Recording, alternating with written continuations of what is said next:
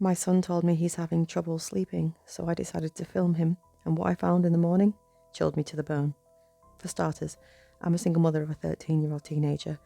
His father unfortunately passed away in a home invasion, so I was left with my biggest sorrow and my biggest joy all at once. Raising him alone has been quite the task, but I've received a lot of help and pointers from both my parents and my late husband's parents. Henry is a good kid. He has good grades. He's very respectful and understanding and doesn't try to make my life a living hell like I hear some of the parents of teenagers explain.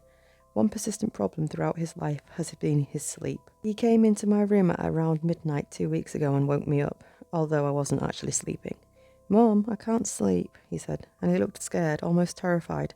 I could tell by his faint shaking and the way he held himself. "What's wrong, sweetheart?" I asked him, and he glanced at the now shut door and then flinched. "It's just..." He was tapping his fingers on his crossed arms. He didn't look embarrassed or afraid to me, like he had been the numerous times before when he'd broken something or misbehaved.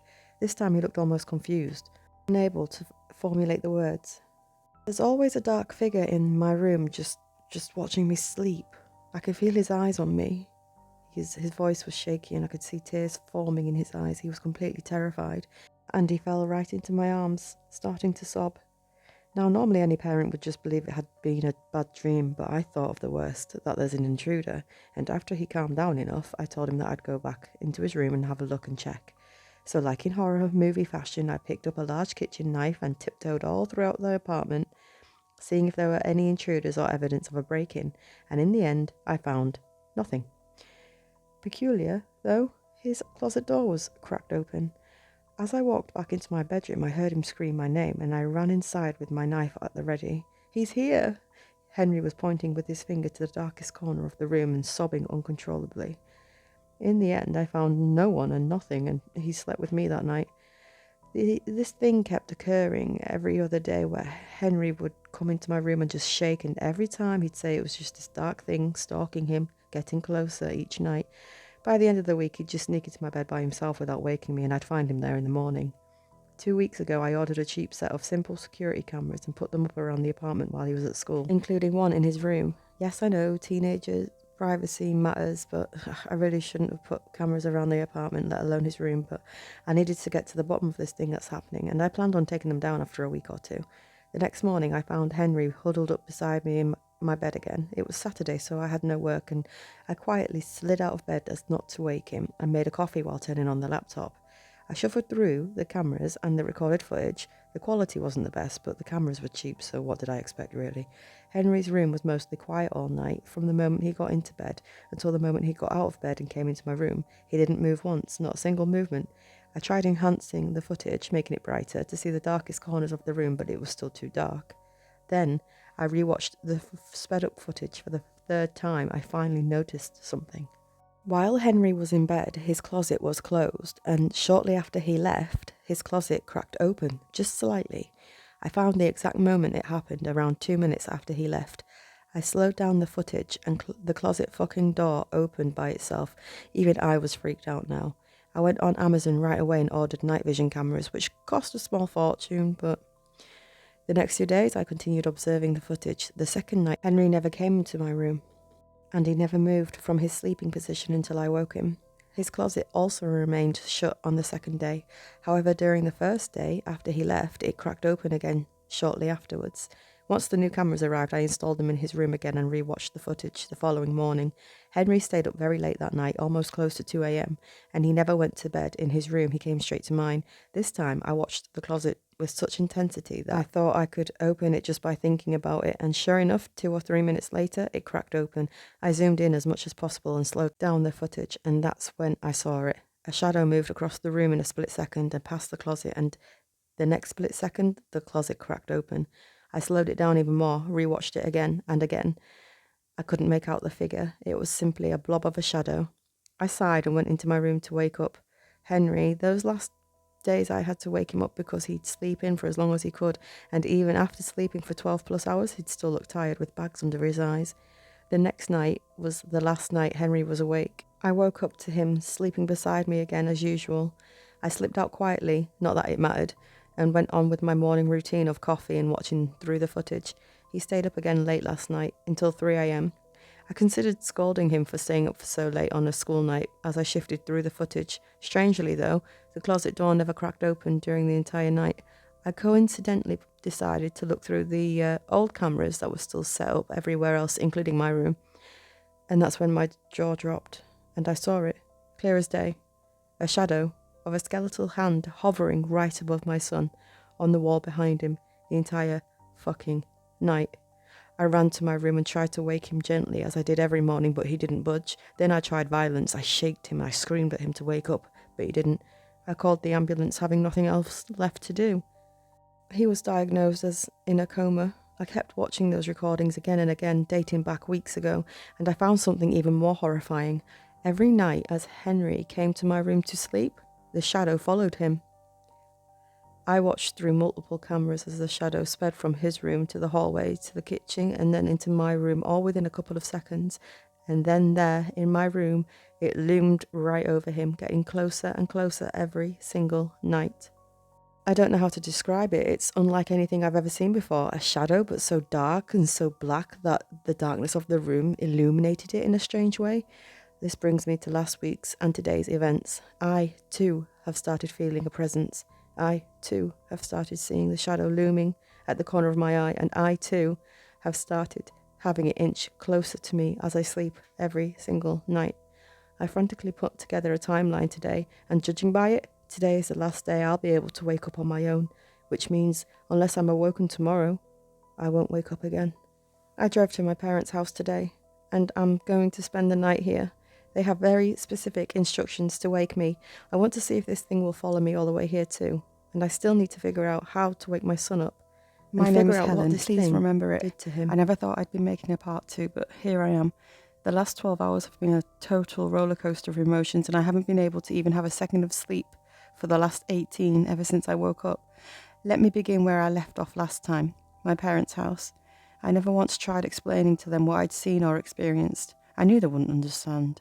They wouldn't even try to understand. They were always big skeptics of the unknown, always thinking there's a logical explanation to everything. And in this case, there was one too, even if there wasn't. My parents woke me up at 1 p.m. They thought I'd wake up by myself, but I didn't.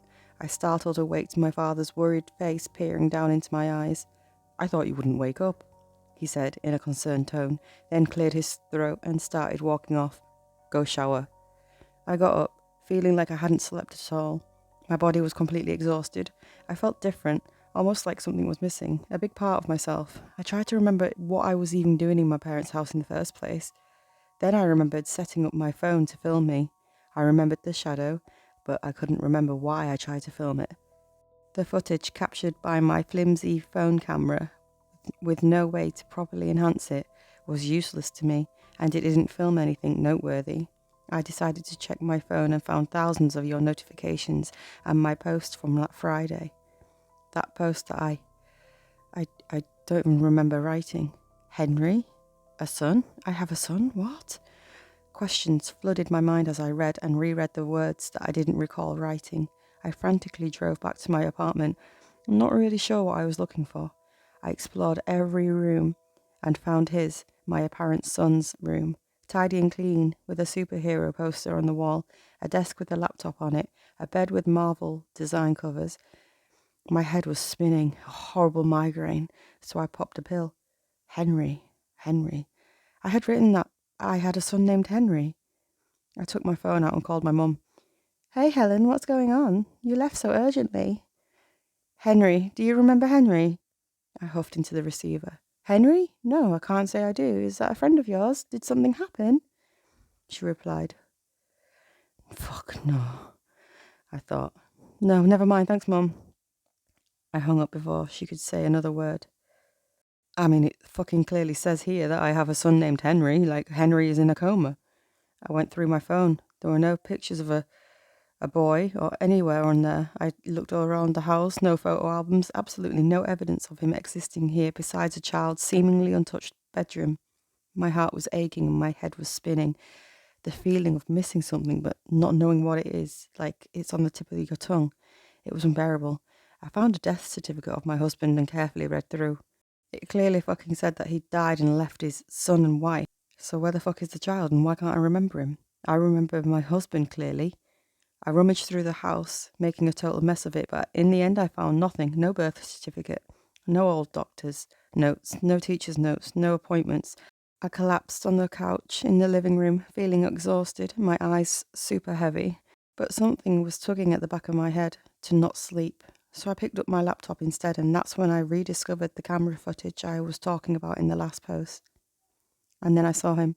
I clearly saw my son, Henry, who I didn't remember, climbing into my bed at 3 a.m.